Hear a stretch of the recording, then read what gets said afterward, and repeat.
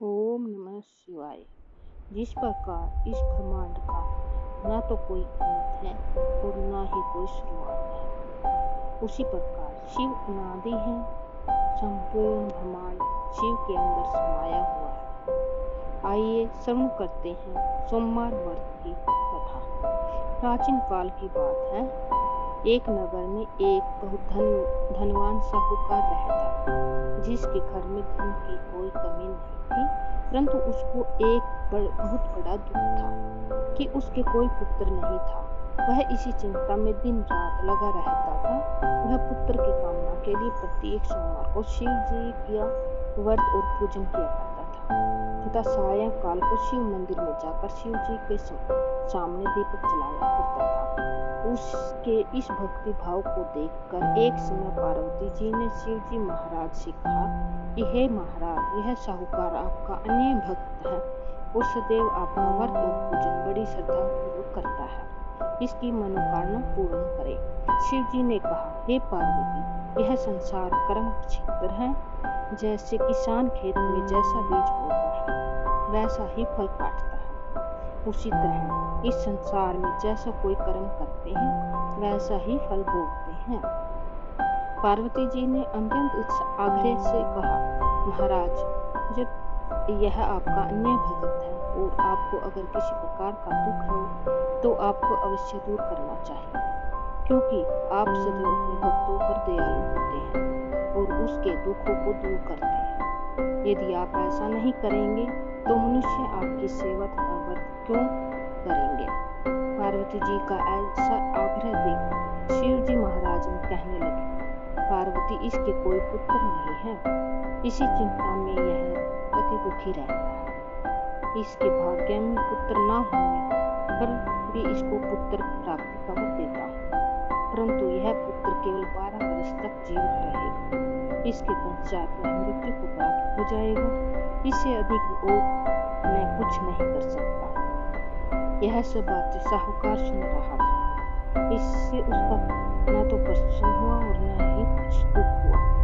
वह पहले जैसा ही शिव जी महाराज का व्रत तथा पूजन करता रहा। कुछ काल व्यतीत होने जाने पर साहूकार की स्त्री गर्भवती हुई और 10वें महीने में उसके गर्भ से अति सुंदर पुत्र की प्राप्ति हुई। साहूकार के घर में बहुत खुशी मनाई गई, परंतु साहूकार ने उसकी केवल 12 वर्ष की आयु जानकर अति प्रसन्नता प्रकट न की और न ही किसी को भेद भी बतलाया। जब वह बालक 11 वर्ष का हो गया तो उस बालक की माता ने उसके पिता से विवाह आदि के लिए कहा, तो साहूकार कहने लगा कि मैं अभी इसका विवाह नहीं करूंगा और अपने पुत्र को काशी जी पढ़ने के लिए भेजूंगा। फिर साहूकार ने अपने सालिक अर्थात बालक के मामा को बुलाया कर उसको बहुत साधन देकर कहा, तुम मेरे बालक को काशी जी पढ़ने के लिए जाओ और रास्ते में जिस स्थान पर जाओ यज्ञ तथा ब्राह्मणों को भोजन कराते जाओ। वह दोनों मामा भांजे यज्ञ करते हुए ब्राह्मण को भोज कराते जा रहे थे। रास्ते में उनको एक शहर पड़ा। उस शहर में राजा की कन्या का विवाह हो रहा था। दूसरे राजा का लड़का जो विवाह कराने के लिए बारात लेकर आया था, वह एक आशिकाना था और उसके माता पिता को उसकी बड़ी चिंता थी। कहीं वर को उसकी कन्या को माता पिता विवाह से मना न कर दें। इस कारण जब उसने अति सुंदर सेठ के लड़के को देखा तो मन में विचार किया कि क्यों न दरवाजे के समय इस लड़के का वर का काम चलाया जाए। ऐसा विचार कर वर के पिता ने उस लड़के और मामा से बात की तो राजी हो गए।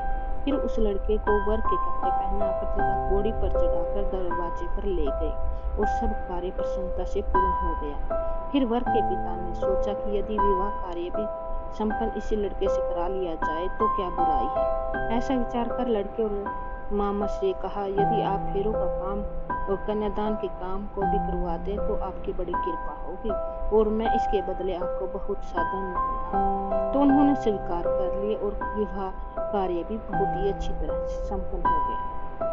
परंतु जिस समय लड़का जाने लगा तो उसने राजकुमार की चुंदड़ी के पल्ले पर लिख दिया कि तेरा विवाह तो मेरे साथ हुआ है, परंतु जिस राजकुमार के साथ तुमको भेजेंगे वह एक आशिकाना है और मैं काशी जी पढ़ने जा रहा हूँ। लड़के के जाने के पश्चात उस राजकुमारी ने जब अपनी चुनरी पर ऐसा लिखा हुआ पाया तो उसने राजकुमार के साथ आने से मना कर दिया और कहा कि मेरा पति नहीं है, मेरा विवाह इसके साथ नहीं हुआ है, वह तो काशी जी पढ़ने के लिए गया हुआ है। राजकुमारी के माता पिता ने अपनी कन्या को विदा करने से मना कर दिया और बारात वापस चली गई। उधर सेठ का लड़का और उसका मामा काशी जी पहुंच गए और वहां जाकर उन्होंने यज्ञ करना और लड़के से पढ़ना शुरू कर दिया। जब लड़के की आयु 12 वर्ष की हो गई तो उस दिन उन्होंने यज्ञ रचा हुआ था कि लड़के के एक मामा से कहा, मामा जी आज मेरी तबीयत कुछ ठीक नहीं है। तब मामा ने कहा कि अंदर जाओ और सो जाओ।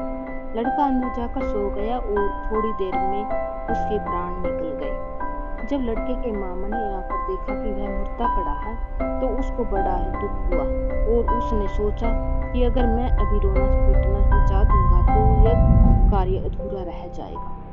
अतः उसने जल्दी से यज्ञ का कार्य समापन कर ब्राह्मणों के जाने के बाद रोना पीटना आरंभ किया। संयोगवश उसी समय शिव पार्वती जी इधर से जा रहे थे। जब उन्होंने जोर जोर से रोने की आवाज सुनी तो पार्वती जी ने कहने लगी कि हे महाराज, कोई दुखिया रो रहा है, उसके कष्टों को दूर कीजिए। जब शिव पार्वती के पास जाकर देखा तो वह एक मुर्दा पड़ा था। पार्वती जी कहने लगी, है तो महाराज, यह उसी सेठ का लड़का है जो आपके वरदान से हुआ था। महाराज, इस बालक को और आयु दीजिए, नहीं तो आपके माता पिता तड़प तड़प कर मर जाएंगे। पार्वती जी के बार बार आग्रह करने से शिव जी ने उसको जीवन का वरदान दिया। शिव जी की महाराज की कृपा से लड़का जीवित हो गया। शिव जी और पार्वती कैलाश पर्वत पर चले गए। तब वह लड़का और मामा उसी प्रकार यज्ञ करते हुए तथा ब्राह्मणों को भोजन कराते हुए अपने घर की ओर चल पड़े। रास्ते में उसी शहर में आए जहाँ उसका विवाह हुआ था। वहां पर आकर उन्होंने यज्ञ आरंभ कर दिया तो उस लड़के के ससुर ने उसको पहचान लिया और अपने महल में ले जाकर उसी बड़ी खातिर के साथ ही बहुत ही दास दासियों सहित आदर पूर्वक लड़की और जमाई को विदा किया।